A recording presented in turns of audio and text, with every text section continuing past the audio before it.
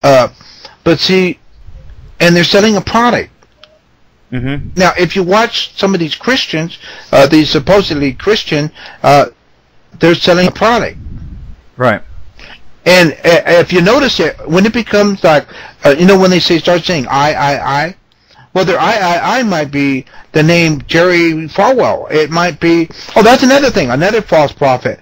After the towers were hit, it was the Jehovah Witness, not the Jehovah Witness, it was the homosexuals and it was the abortionists to cause the Twin Towers to collapse. Now, I thought judgment started at the house of God first. Yeah. Jerry Falwell's here pointing the finger. Then we got the other Virginia nutter, Robertson. Yeah, I was thinking the same thing, yeah. Okay? Now, these guys have a voice. Right. Now, who's giving them this voice? Who built them up so powerfully? Who's supporting these? Hagee. Oh, did he just commit blasphemy recently? Look how many false prophets. And you know what? The things, Luke 12:2, the things that are hidden, that are covered, will be revealed. Mm-hmm. And they're coming out, and they're going to be revealed.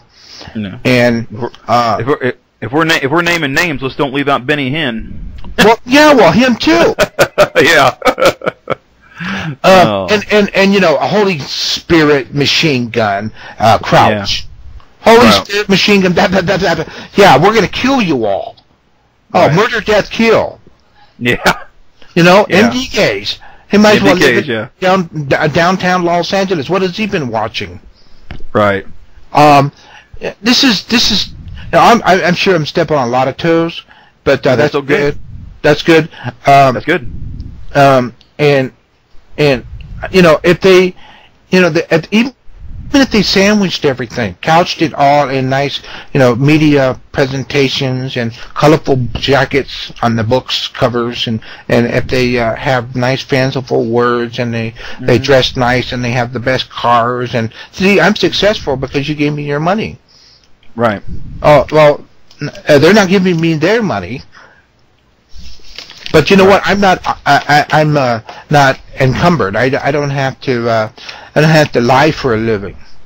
Right. And so I sleep good at night. Mm-hmm. Well, I sleep mighty sound myself. You said earlier about being right. Mm-hmm. Okay, you can be so right, but so wrong. Right. Well, there was one who was here the Edge Daniel saying, "Hey, come on over to our place," and I'm saying, "Well, don't trash it though." Mm-hmm. And then they,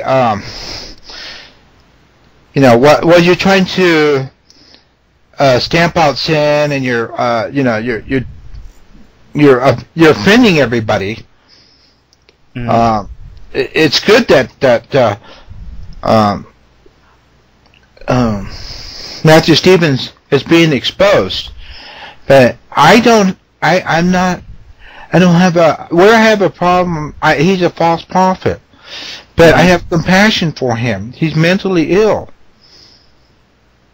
Okay, I can sense that about him. He goes on, and he doesn't fit the profile of a Exodus Mosaic prophet.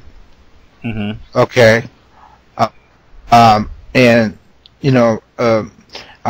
there was one other person in the chat room who caught that. Susie caught it, and I caught it. There was a person in the chat room who said, "Well, you Christians can't discern." I said, "Yeah, we did. Two of us caught it." Mm-hmm. Some people probably had their opinion. They just didn't get to the typewriter fast enough. But right. For whatever reason. But I feel sorry for them. Right. If I were to talk, if I was face to face, I wouldn't have a problem talking to him, and asking for, and I would tell him, you need to confess, you need to apologize to the people that you, and people of faith, you are misleading people. Mm-hmm. and you're portraying yourself as a prophet, and you're not. So you're living a lie. And for David, yes, he did the right thing in revealing, but he's wrong in the way he did it. Because, and then you don't bring in family. I would never ask family betray other family members for a bowl of soup. I would never ask somebody, I just can't imagine my wife betraying me for a bowl of soup. Right. You know? Absolutely. And I wouldn't imagine if I had a son, him calling 911 to bring in the stormtroopers. And then, turn the house upside down. And then everybody knows about it. I think that there's a lesson in this for David Ells in dealing with what we learn from this is that what we've all experienced through this is that we should learn from this to love the Lord with all thy heart, mind, and soul. And you have to, it's something you act out. It's something you do. It's something, if you're going to say, well, I'll pray for you, well, then you do that after you confess your faults one to another, and then you pray together. Now, I don't see either one of those. I don't see David, and I don't see Benning. I do not see David Ells. I didn't see them confessing their faults one to another. I did not see.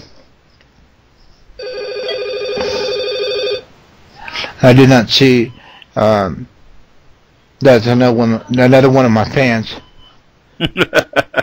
No, really, people. I haven't gotten any emails, but I don't know how Larry and I are coming across. If we're reaching out, if we're going international, if people are responding.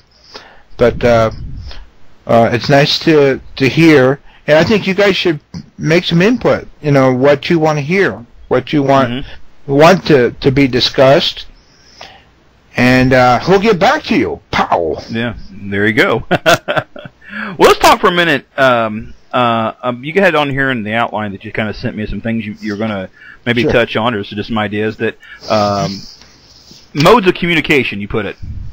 How do you? I mean, I again, people think how can a former preacher and a Christian be such a skeptic? And I am such a skeptic. I think that's why Daniel likes me so much. When I came on The Edge before this show was ever even discussed or even talked about, as I'm probably the biggest skeptic there is on the Edge staff. When something, I know Daniel, his show gets into stuff that I really not really interested in at all. He talks about Bigfoot and aliens and things of that nature. And I'm not begrudging anyone who listens to that or is interested in that. To each their own. If that's something that interests you, then by all means, listen. I mean, that's no problem there. But anyway, my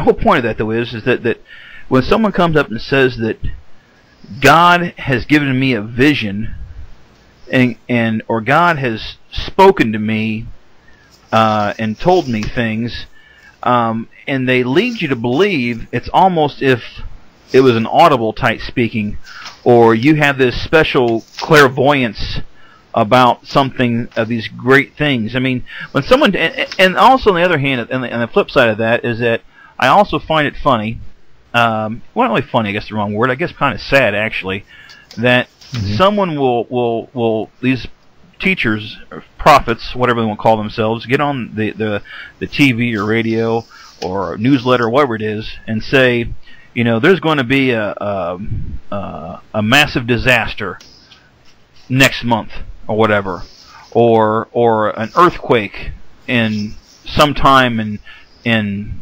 September, and they'll give you a spot where seismic activity is rampant, or things are happening already, and people are just like, when an earthquake hits, or a seismic activity hits, or a storm hits, or a natural disaster hits, when it was already in the works, you could tell if you just watched it, or that for that area, and they're going, oh, look at him, he's a true man of God. He predicted this great travesty that happened, and look what happened. It's like, folks, it was already in the works